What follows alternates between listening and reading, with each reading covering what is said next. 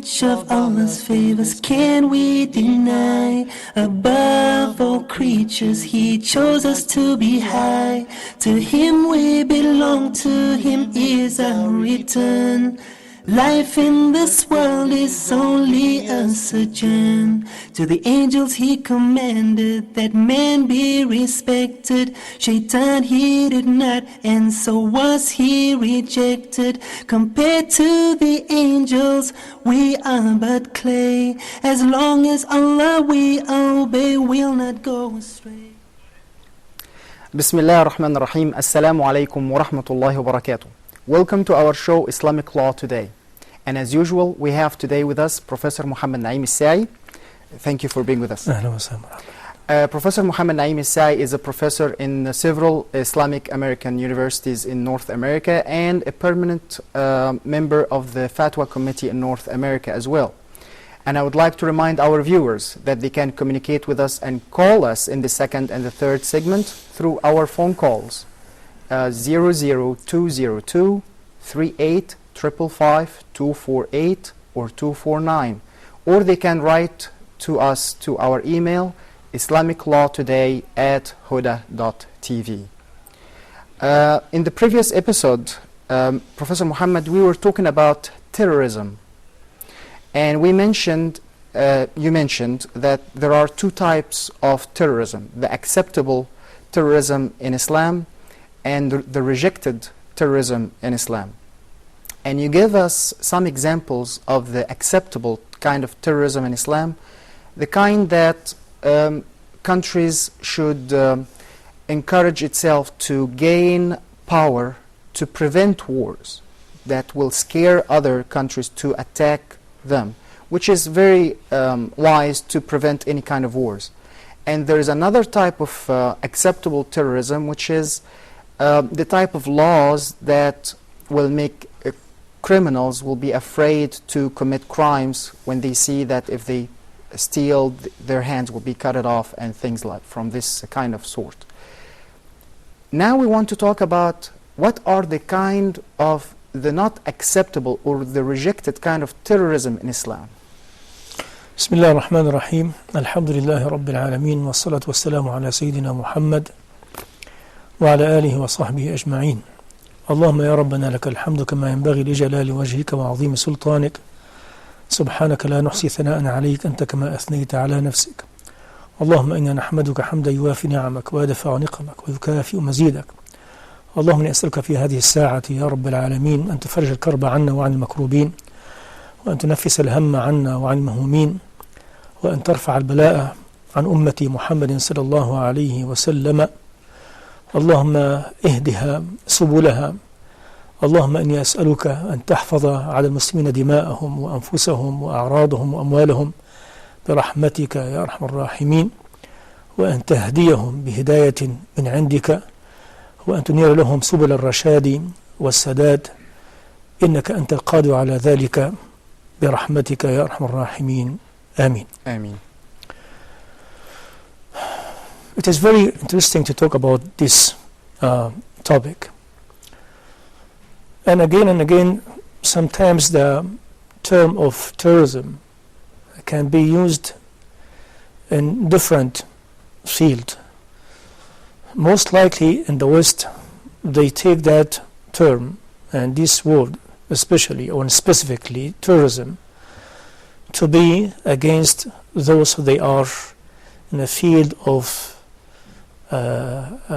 making disasters or mass maybe damage, destructions to those who they don't agree with them in their ideology, using many means and methods, explosions, killing, kidnapping, and etc. So maybe sometimes using the word of terrorism does not fit when we are saying that this is acceptable terrorism and rejectable terrorism. If we choose the word of terror and we take from this maybe word the verb of terrifying someone, or maybe the noun is terrifying to see such things like this.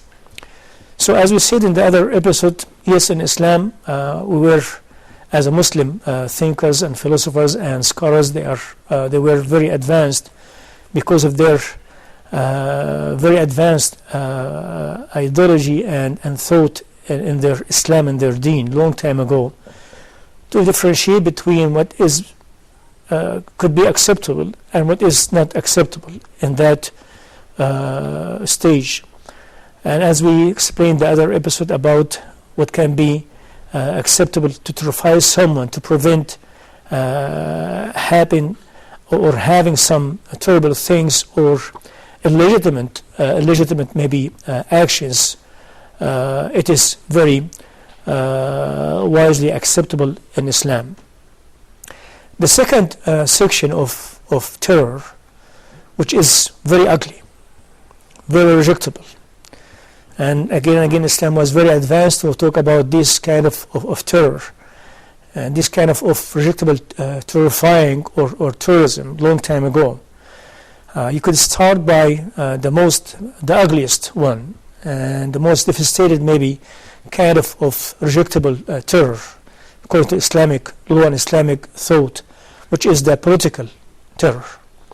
When you see aggressor, oppressor, dictator, and he cannot see but himself, cannot accept but his ruling, he cannot dream but to be the only king or the only president or the only leader, and he is willing for that purpose, for that satanic dream and goal to legitimize and legalize everything in his life, as they stated in that book, very famous book of Machiavelli, the Prince Al-Amir, when he was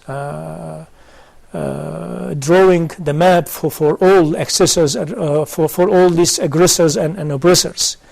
When he's talking about the relationship between your goal and your means, your methods.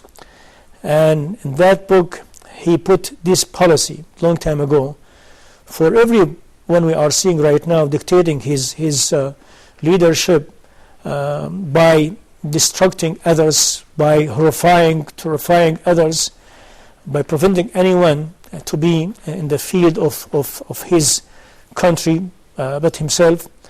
When he made this relationship to go beyond principles and values, to jump over all maybe faith and belief, suggesting that it is lawful, it is legitimate for any dictator or ruler who has the status of aggressor to take any method and to legitimize any means to stay on his position, even if that would be at the expenses of values or human maybe right or human principles or religious maybe belief.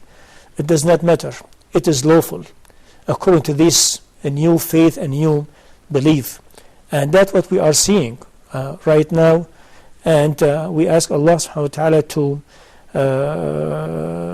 take on these aggressors, on these oppressors, on these dictators, because as long as they are practicing and applying and implementing this satanic philosophy, as long as they are going to face a very ugly end, inshallah ta'ala. Inshallah. So this we call it the political terror.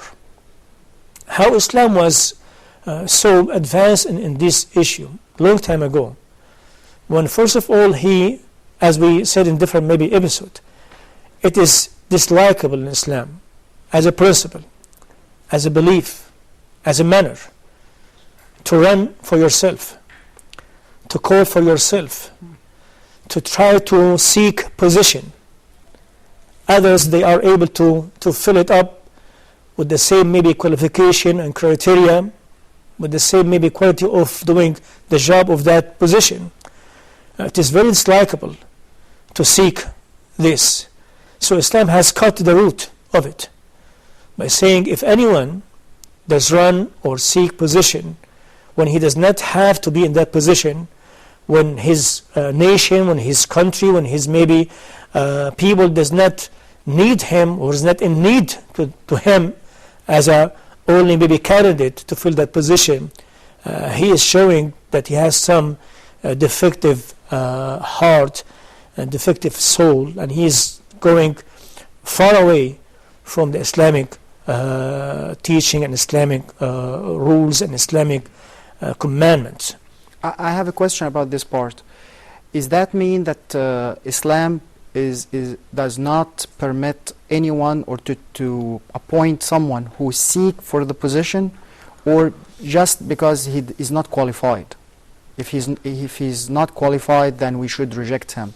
Or anyone who seek for the job to be a president, we should not allow him to be a president. Which one? Yes, if remember when we talk about the political ruling system in Islam, according to Islamic law, that no one should call for himself. And if someone was seeking position, those that they are in a charge, or they are in a position of choosing good candidate to rule the nation, rule the state, they should put that person aside in a way and choose someone else. Because if someone showing by himself, by his action, that he is so eager to have position, this is a sickness by itself. And that sickness will affect on his work, and his job, on achieving and accomplishing the whole goal of having someone in that position. That means he might in the future make these priorities for his own desire, for his own interest at the expense of the interest of his own state or his own people. And this what happened. This what is going on through the whole stages of the history. When we talk right now about the ruler or the leader of Tunisia, or maybe leader of Libya, of leader of any country being categorized as a dictatorship state, you could find that these people, they were taking advantage of being in that position to serve their own interests at the expense of the interests of their own people. And that because someone was running for it, seeking for it. We have seen this even in the state of America, in Britain, in France. Someone in his position, because he was running for it, he was seeking that position. Sometimes, somehow, some chance, some opportunities, he will not hesitate to maybe utilize all this to serve its own benefit. Islam was so advanced by saying, from the beginning, we will choose someone to fit in that position. You don't choose yourself. And imagine the same field of this philosophy. No one should claim that he's a scholar. He's alim. Yes. He's the grand mufti or people they should appoint him, choose him, give him that titles. That's why do we have some... Yes, I have a question, because some people might say, but if we read the Quran, we will see that Sayyidina Yusuf, Prophet Yusuf alayhi salam, he said to the Aziz that let me اجعلني على خزائن الأرض. Yes. No. So in this one he was seeking the job.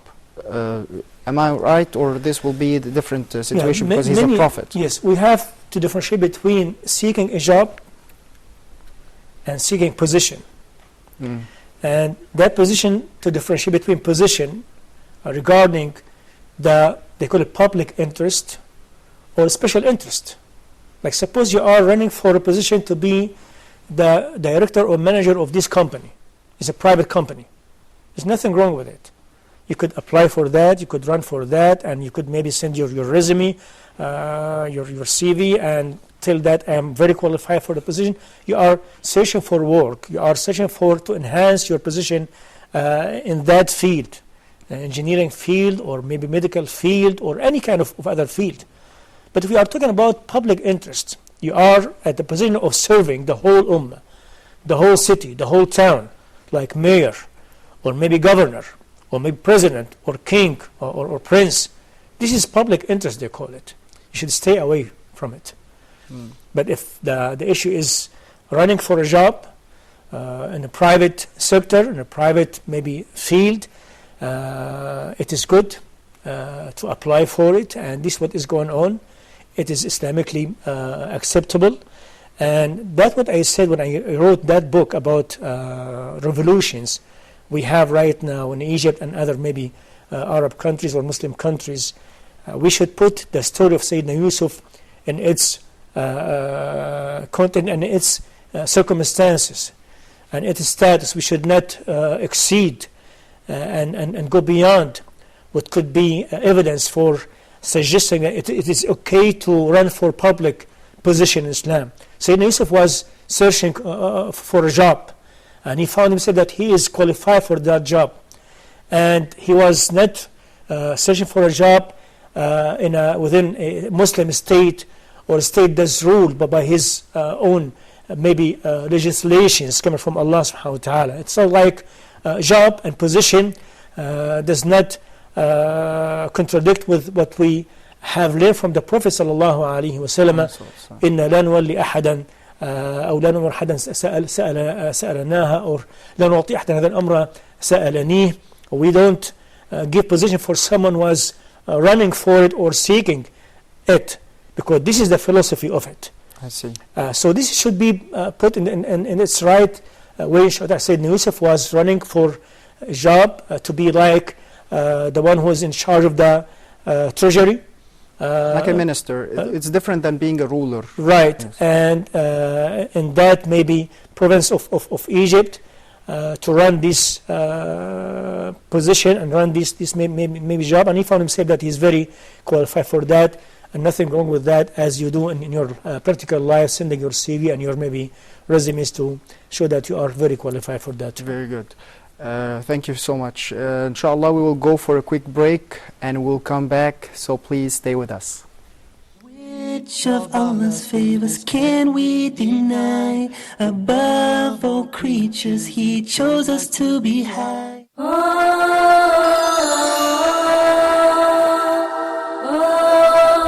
You have questions that bother you. What about issues of concern to you? Would you like to share things on your mind with us? Are you interested in solutions based on an Islamic perspective? Please join me live in Meet Your Advisor every Friday at 9 p.m. Mecca time, here on Huda TV.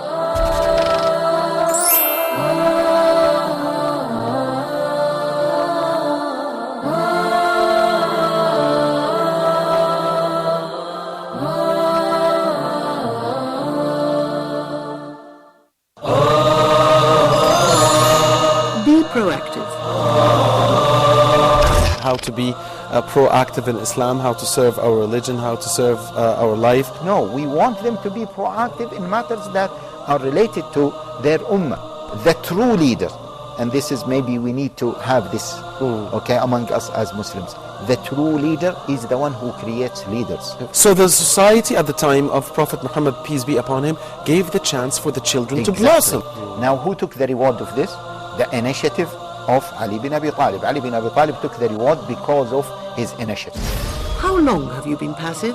How much time have you lost in your life because of negativity? Learn how to take conscious control over your life. Set your goals and work to achieve them in an Islamic way. If you really love your wife, your children, your parents, your people, then you have to do your utmost. You have to do whatever you can in order to invite them to Islam. We are in need for this reminder.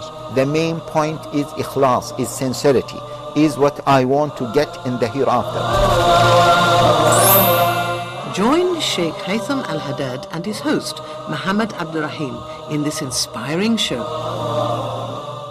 Which of Allah's favors can we deny? Above all creatures, He chose us to be high. Welcome back.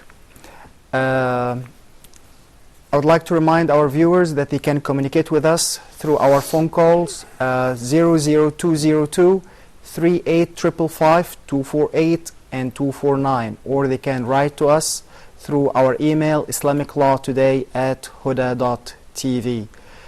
Professor Muhammad, before we went to the break, you were talking about terrorism, the political terrorism. Just a second, we have a call. We have Brother Ayman from Egypt.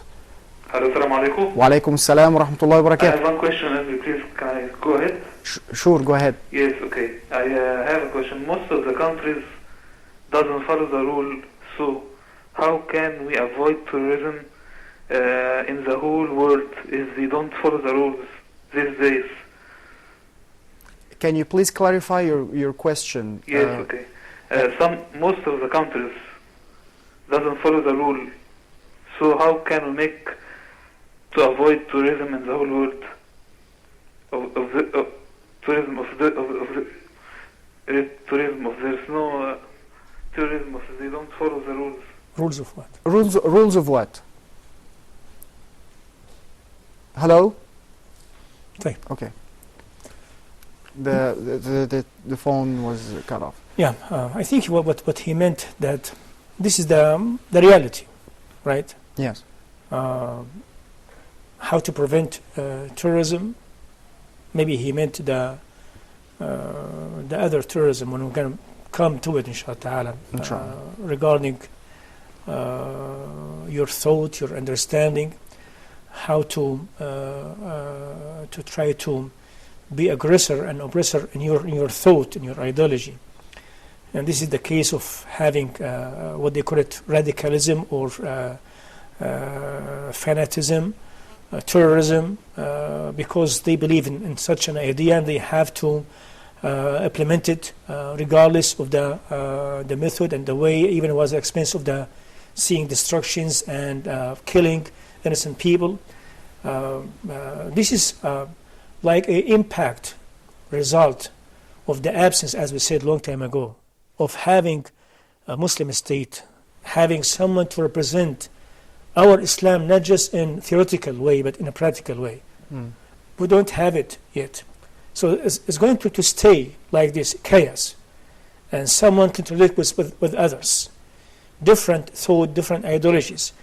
And there's the absence of authorities in Islam.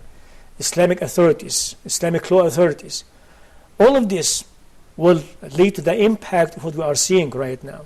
So maybe the answer for these questions, good question, inshallah ta'ala, just to try to go step by step, inshallah ta'ala, to have this establishment, this implementation, the application of our Islam in a practical way. So we can say that, look, that's what we have. Our Islam is able, the same way he was able a long time ago, to achieve these beautiful goals and spread these beautiful principles and values. Islam is able in our modern time to do it again. But let the Islam, inshallah ta'ala, be applied and implemented. And that will not happen like by dreaming, by a vision. It has to be happen by a lot of work and effort.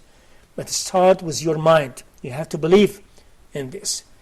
And inshallah ta'ala, our maybe program would be like very little step in that regard, inshallah ta'ala. Inshallah. Before going to the break, you were talking about how Islam worked to prevent this kind of political terrorism by not hiring those who are seeking to be rulers.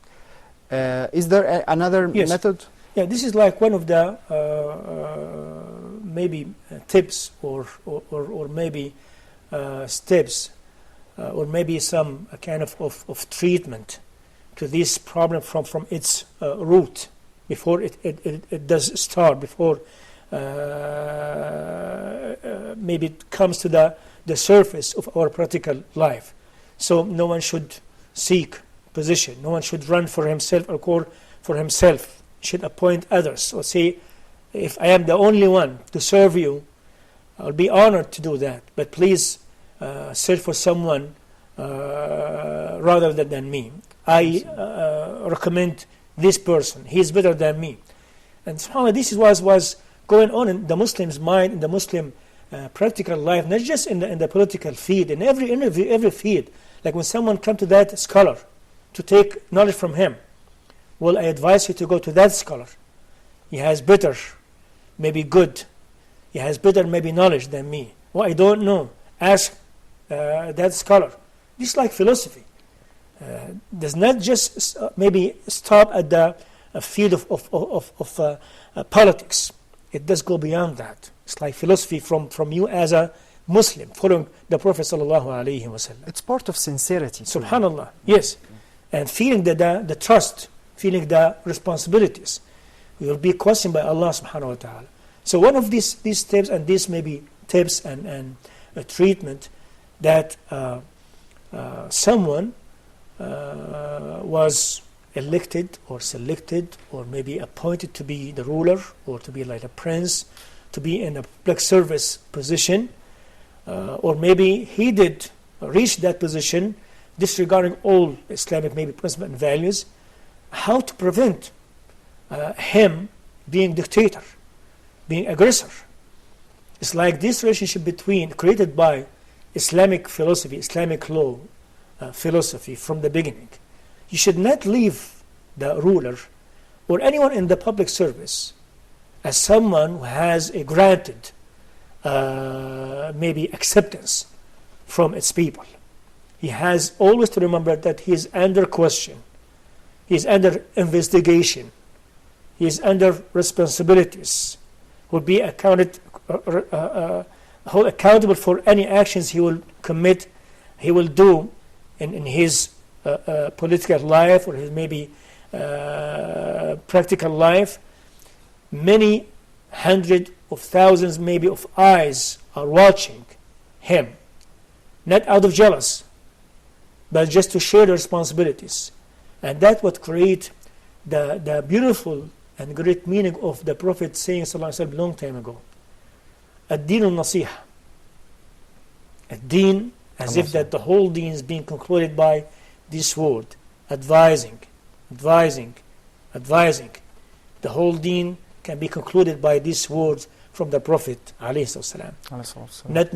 Does not mean that the whole deen is just advising, but just how much it's very important to put this element in your life, whether you are husband, wife, or maybe child, or maybe manager, director, or ruler, or anything.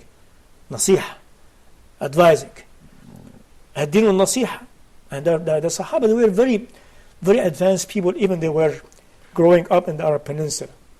Very advanced. Allah has chosen these special people for a special ending of the whole maybe journey of Prophet and messengers. Radiallahu anhu ardahum. قُلْنَا لِمَنْ يَا رَسُولُ اللَّهِ. This advice should be targeted whom, Ya Rasulullah? Coming from whom to whom? قُلْنَا لِمَنْ يَا رَسُولُ اللَّهِ sallallahu alayhi wa sallam.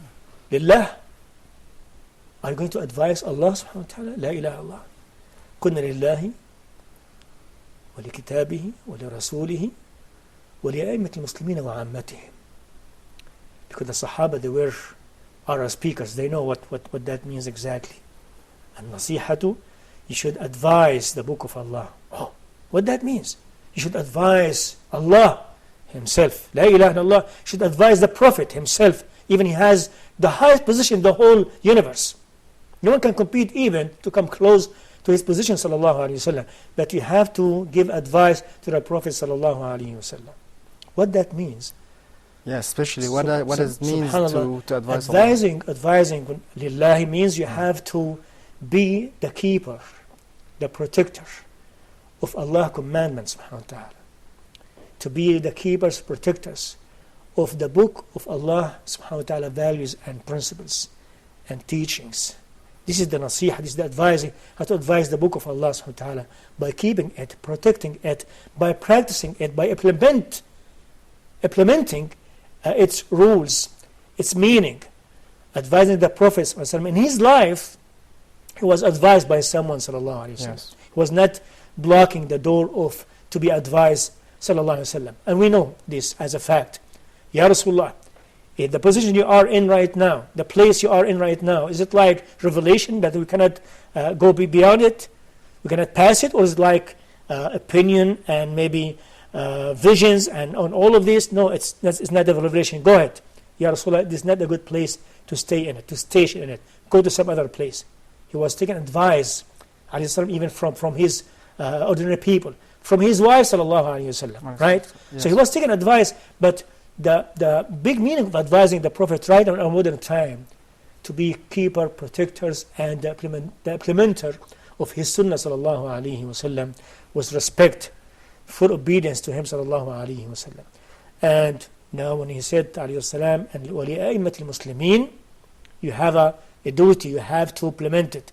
You have to keep advising your ruler, keep advising your prince, your president, your king, regardless of his tribe, regardless of his maybe very glory, maybe root or family. You have always to keep this advice to him, not to try to take his position, not to go over his authority, not to overthrow him, not to make a coup just to take his leadership. But because you know that if you advise him, now when he said you advise him, not only you, the whole people, just imagine this, when the whole maybe people of Egypt is advising Hosni Mubarak, the whole Egypt is advising the one who's going to come after him, the whole Egypt, by giving the good advice, giving the wise maybe opinion, with sincerity, with honesty. We are not here in a position of trying to maybe disrespect you or see you down or put you down. We are just here to try to correct some mistakes and help you to do your job in the best way. So what if that leader or ruler did not listen to the advices? What does Islam subhanallah, tell us? Islam was so advanced again and again that if that ruler just blocked the gate or the window of advising, and he was showing his very ugly attitude and a practice of being oppressor and aggressor, you should not let him go this way. You should not let him enjoy his dictatorship. You have to show strength, power, and you have to make him understand that you are advising right now, you are just saying right now, but behind your word is maybe mountains of volcanoes is going to just smash or demolish his position unless he will listen to you. That comes through the selective people of the Ummah, the nation. As we said before, Ahlul Hal wal Aqd. This very great, maybe representative of the whole nation, represented by their scholars and maybe very educated people, very honesty and sincere, and have many expertise.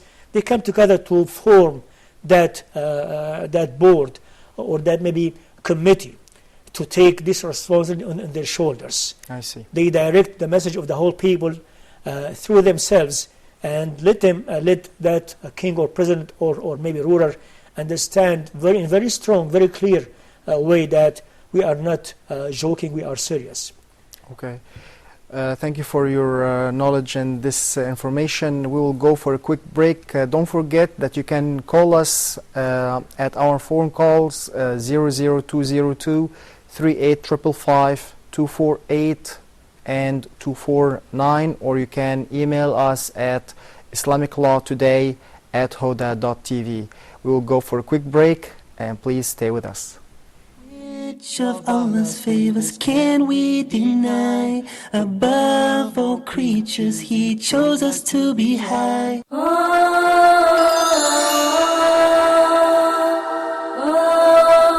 In your standpoint of view, are there specific or certain criteria to choose your spouse or a partner, to marry or not to marry? Maybe that's the question. Do we revise the quality of performance of our treatment between the family members as fathers or mothers? As they say usually, it's not what you say, it's how would you say it. Wouldn't you like to be a good storyteller for your kids? Neurobiologically speaking, child abuse and emotional trauma causes scars in the brain of the child, and this might be not easily healing. What's the exact job description of a father? Is it clothing, payments and feeding, or other important things? Well, I think the job description of a father is merely giving him love and care, self-confidence, giving him sense of security, and checking for the points of strength to stress on them. What about potty training and its planning? Oh yeah, actually, it's a state, it's a condition. Fatherhood is not a body or a person, it's a state.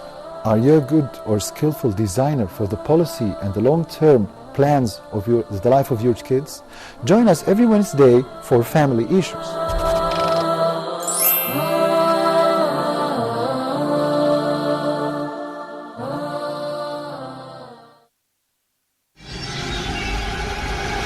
Dear viewers, Hoda programs can be watched in the English section of the in-flight entertainment directory on board all Saudi airline flights, domestic and international. Sit back, relax and enjoy watching Hoda's entertaining and enlightening shows on your trip. Hoda wishes you a safe and successful journey. Hoda, a light in every home. Which of Allah's favors can we deny? Above all creatures, He chose us to be high. Welcome back.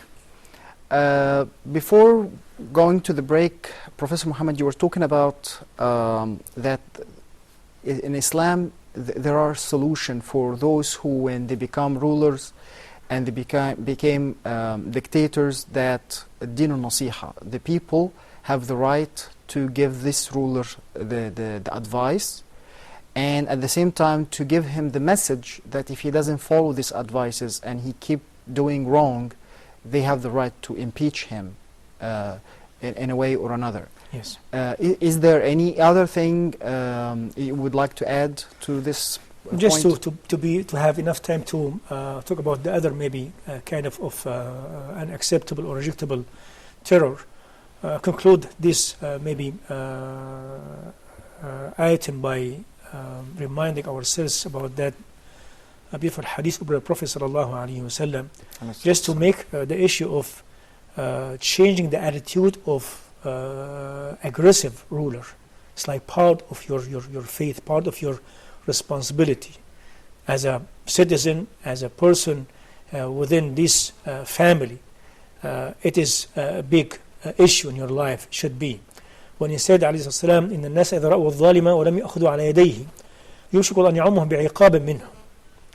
If the people they see or they have seen the aggressive ruler and they did not stop him from that wrong and horrifying doing, he is in Allah subhanahu wa ta'ala might punish all of them.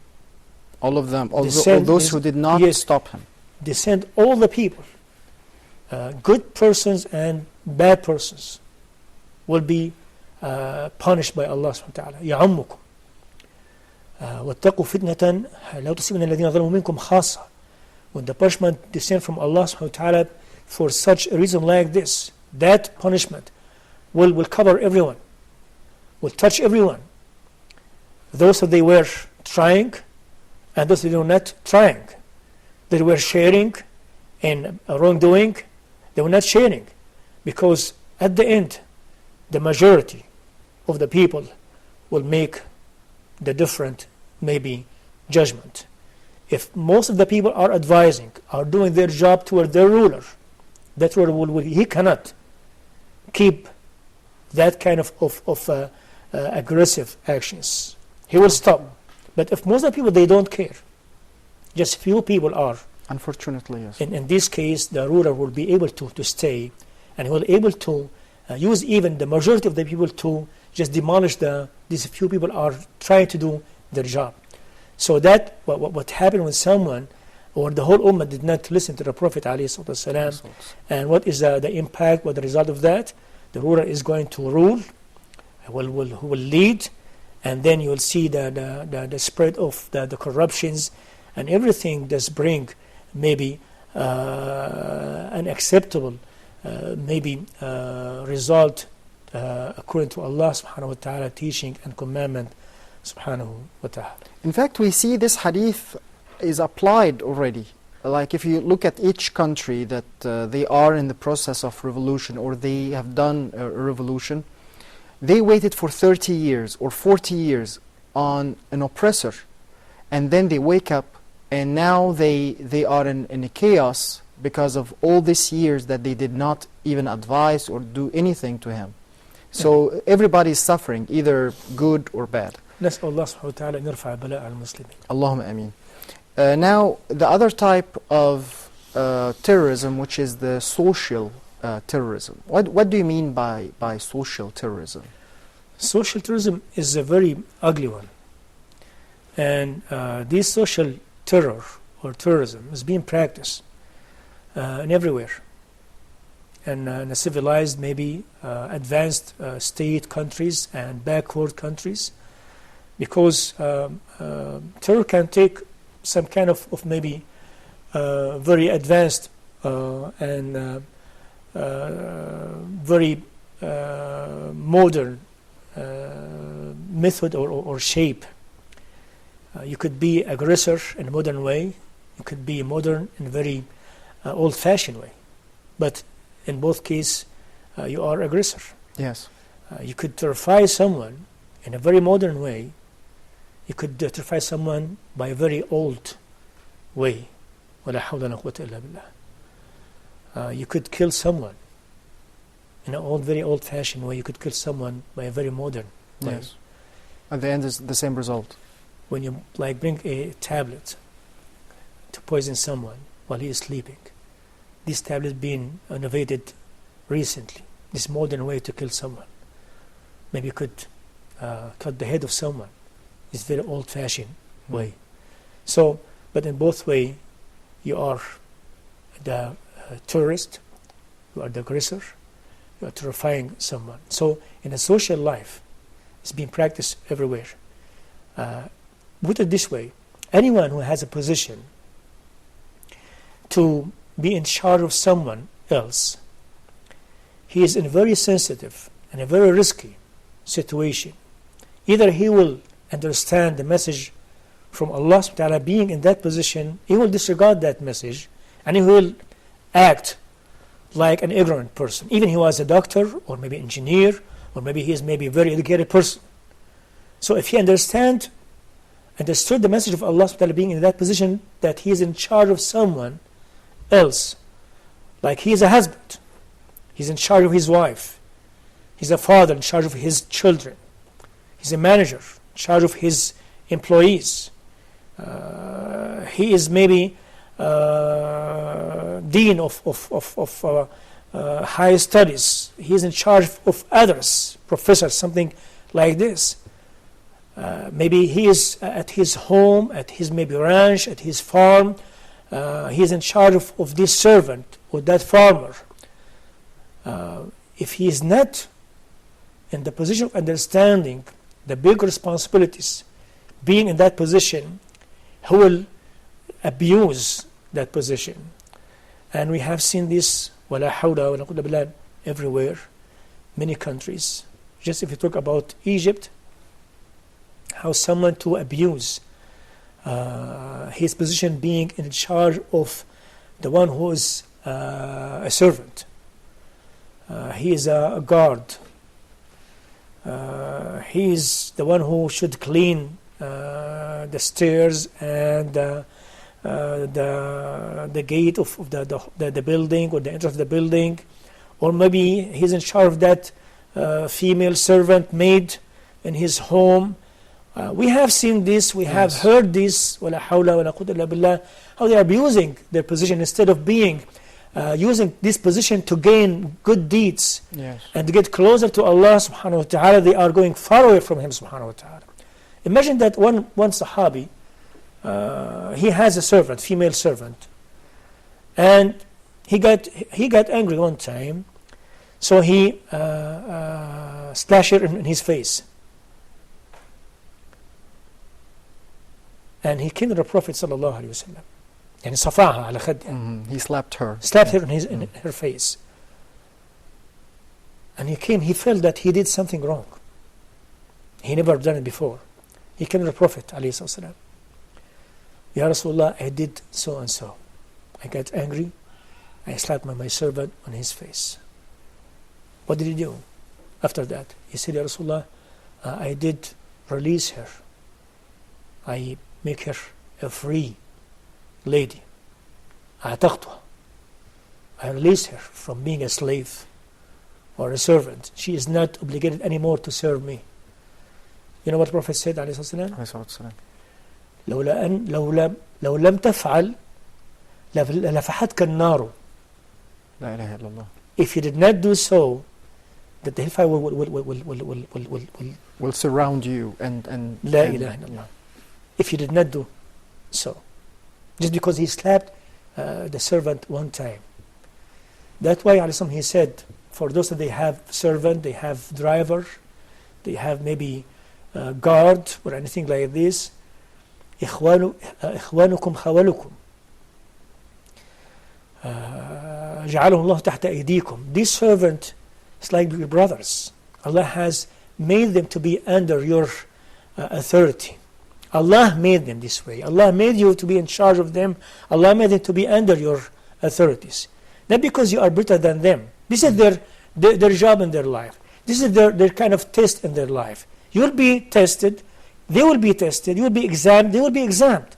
Your test is different than their test. But all of you will be tested by Allah subhanahu wa ta'ala. How to do in your exam. جعله الله تحت أيديكم. So don't, if you would like to command them, to order them, don't لا تكلفوا ما لا يطيقون. Don't command them to do something they cannot afford, they cannot handle. And if you do so, if you did so, help them. وإذا كلفتموهم فأعينوهم. And first, you should let them have to eat from the same food you are eating. Yes. To have the same clothes you are wearing. And if you command them to do any kind of hard job, help them. Can you see any of these sight in our society right now? To see like the big basha, the big maybe boss coming from his maybe not villa, not his palace, from his apartment. Yes. And how he shout, how he scream in the face of the guard of this building. And if he is going to travel outside, how he ordered that person to come take his luggage, even they were very, very heavy. And he feels shame to help them to take the luggage and put it in the trunk of his car. This is non-Islamic way. This is the abusing of being in that position. Yes. ولا حول ولا قوة إلا بالله. We have a few minutes, or maybe less than 2 minutes. But I have a question, because you mentioned the husband and wife and things like that. Let's say, for example, the husband. We know that the husband have some rights, and if the wife, for example, wants to move to another place, and she doesn't want to live in a country, and she wants to take the children to another place, even though that the husband does not agree.